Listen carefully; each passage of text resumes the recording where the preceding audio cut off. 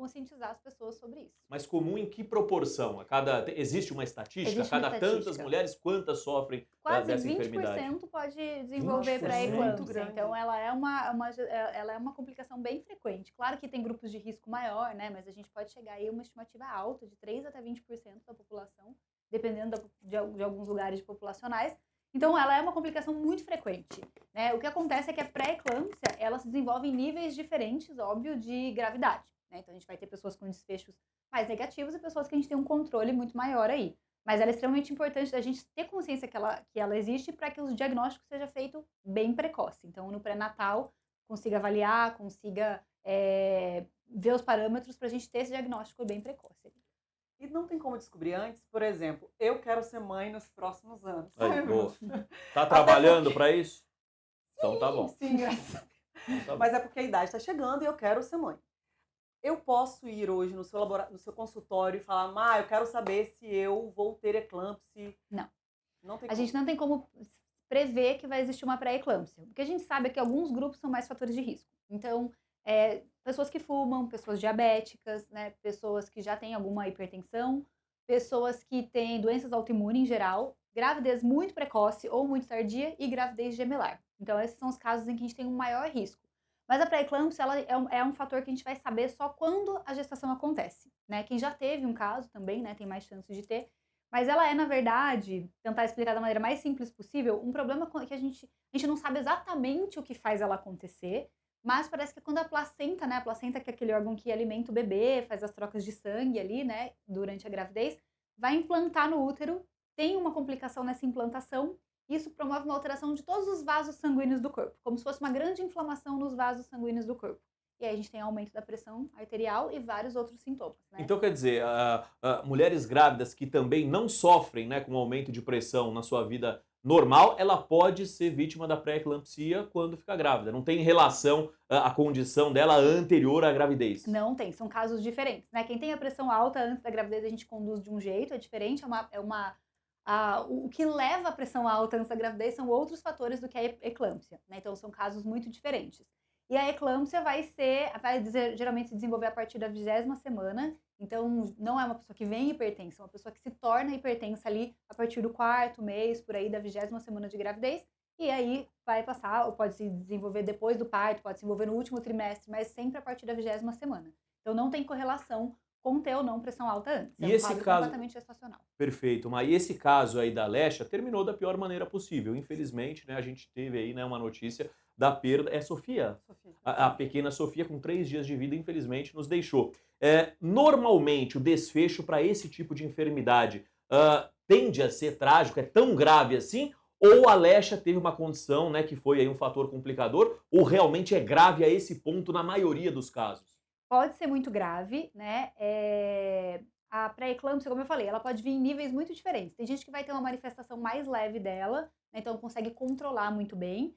E quanto mais cedo você tiver, mais grave ela tende a ser. Então o caso da Alexa é um caso que a gente já sabia que era muito grave, porque ela desenvolveu ali em torno de 20 e poucas semanas, né? Já no começo da gravidez, né? No 2º trimestre dela, ela já entrou com esse quadro de eclâmpsia.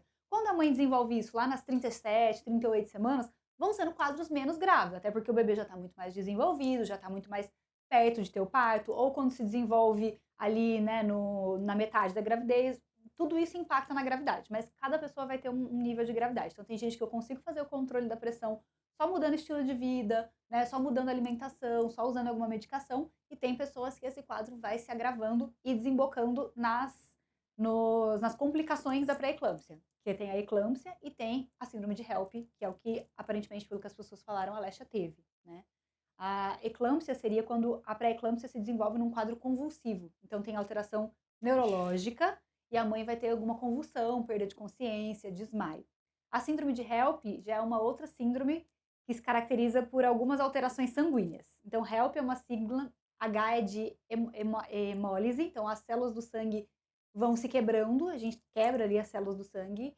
O L que vem no meio é de liver, das enzimas hepáticas, então aumenta as enzimas do fígado também. E a gente tem também uma destruição das plaquetas. Então, para tentar resumir para as pessoas, o que acontece? Eu faço um processo inflamatório dentro do vaso, numa camadinha que tem dentro do vaso, tão intenso que ele acaba fazendo HELP. O que isso quer dizer? Eu acabo destruindo ou desorganizando as minhas células sanguíneas.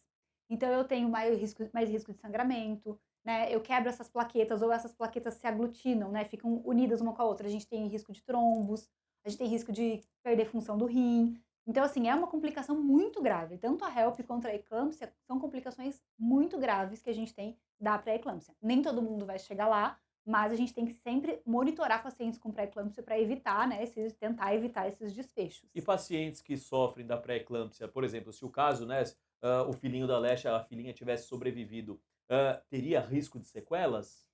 A pré-eclâmpsia não diretamente causa uma sequela no bebê. O que que ela pode fazer? Ela pode atrapalhar o desenvolvimento fetal, né? Então, pensa que ela é um quadro muito grave, em que a gente não está tendo uma circulação adequada, não está tendo uma troca na placenta da maneira adequada, então esse bebê pode crescer pouco. Se ele nascer muito prematuro, que foi, por exemplo, o caso da Lesha, pode ter, né, não ter desenvolvido ainda tudo que necessitava neurologicamente ou em relação a pulmão. Então, a gente pode ter sequelas devido à prematuridade e à dificuldade do desenvolvimento. Não que a pré-eclâmpsia vá causar alguma sequela direta no Entendi. bebê, né? Mas ela tem essa questão de restringir ali o fluxo sanguíneo para o bebê. Então, ele desenvolve mal, a gente tem que adiantar o parto muitas vezes, ou ele nasce prematuro, muitas vezes em trabalho de parto espontâneo, por essa dificuldade de crescimento. Perfeito. Vai lá. A bebê, Uhum. nessas semanas, acho que foram quase 6 meses, né? Sim. Você acredita que pode ter causado, assim, o óbito da criança? O que que é mais comum? O que é mais comum levar a óbito, possivelmente, é esses 2 fatores. Muito provavelmente ela já tinha um crescimento mais restrito, né, a bebezinha, por o quadro alérgico, pelo que a gente sabe, pouco, mas parece ter sido muito grave. Então, quando é muito grave, muito provavelmente a bebezinha dela estava já com um crescimento ali mais dificultado, mais restrito, e deve ter nascido muito prematura.